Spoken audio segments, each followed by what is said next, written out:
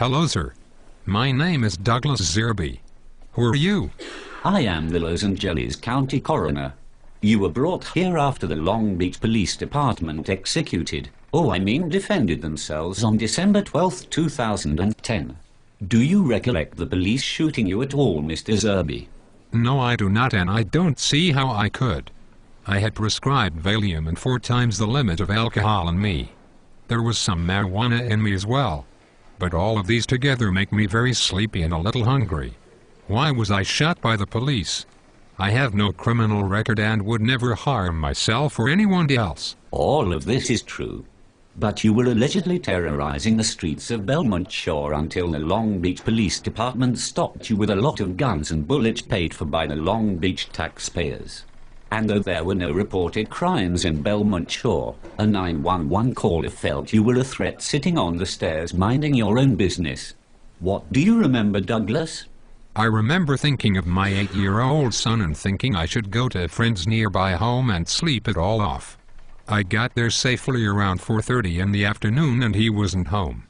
So I sat down against a wall on the stairs, propping myself up against it by bending my legs upward with my feet on the ground and just played with a hose nozzle that the gardener always keeps right where I sat. I was just trying to stay awake as best as I could. I recall sitting there very clearly. I was all alone though. Did I miss something here, Doctor? I don't know, Douglas. I think you may have the answers though. Would you like to share your side of the story with me? Your body clearly tells the story already, but you can tell me. I won't tell anyone. Especially since the truth as you and I know it differs greatly with what the Long Beach Police Department is saying happened. Okay, Doctor. I remember it was a beautiful Sunday afternoon and I went for a pizza, then had a few drinks. I was too intoxicated to drive, so I walked a couple blocks to my friend's home and waited for him to return.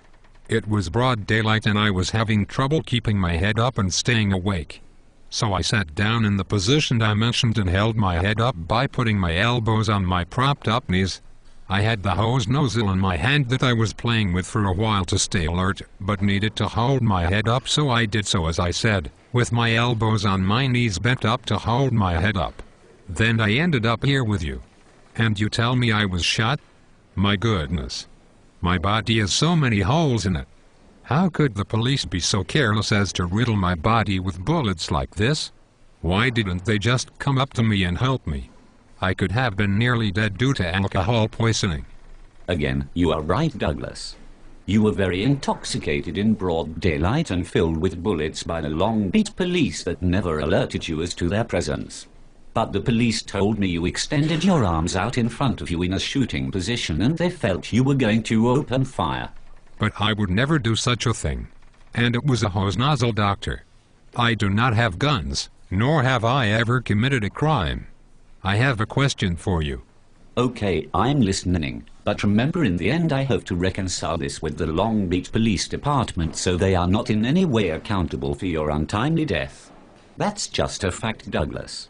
You must be a very educated man to be in your position. I have great respect for education due to my upbringing. If I had my hands together in an extended position as if I were pointing a weapon at someone or something, then how come my forearms have bullet entry wounds on the inside and go through my arms and into my shoulders?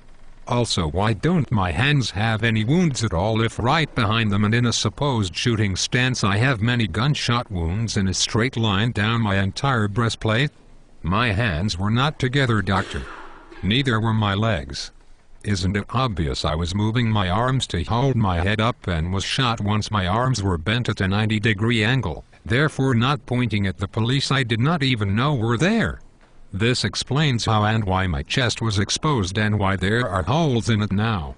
It also explains why my hands have no entry and exit wounds at all that then entered my chest. But my inner forearms are freckled with bullet holes that went through to my shoulders. Douglas, you are making too much sense. This rational story doesn't please the police chief at all. It's much easier to say that magic bullets entered your downward-facing forearms and then also exited in a magical way and into your shoulders. You know, like the bullets that shot Kennedy. They had magical powers too. Well, can I say something hypothetical here then? Let's say I did have a gun, which everyone knows I did not. But if I did, the police wear bulletproof vests and all of the shooters who robbed me of my life and of my son's father and family's brother, son, and uncle, had cover on them as well. I did not have on a bulletproof vest, and if I did have a gun, it was falsely stated I had a very small one. Certainly that doesn't cause the kind of damage a shotgun or a service revolver does. Why were they so scared of me, doctor? I just don't understand. I've been a good guy my whole life. And most people have been very intoxicated before. We've all been there in some way. I was barely awake and alert. Aren't the police supposed to help people like me? And don't you have a responsibility to tell the truth regardless of pressure from the police department? Well, Douglas, it's complicated to explain how we run the city. But in times where the police do not do their duties correctly, it makes all of the city look bad. Cover-ups are much more common than you think. And though your life meant the world to so many, you were no more than a John Doe with a name to the city you called home. Interesting, doctor. In my life I always thought the police were here to protect me and the doctors were here to help me live a nice quality life. I will say this, I am very concerned for everyone in Long Beach now. Even you, doctor, even the police chief and his family. I'm not concerned at all about them because my loved ones are upset. No one who loved me would ever hurt anyone. I am concerned because the police are everywhere, especially in Belmont Shore. And if there is no punishment for what happened to me, that is giving the police a free pass to continue this behavior on anyone out there, you and your loved ones included. I am the kind of man that was always the peacemaker. Maybe my death can help you and other families, including police officers' families, stay a lot safer than I obviously was.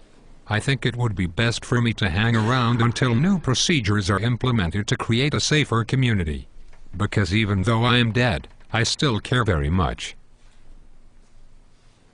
City Attorney.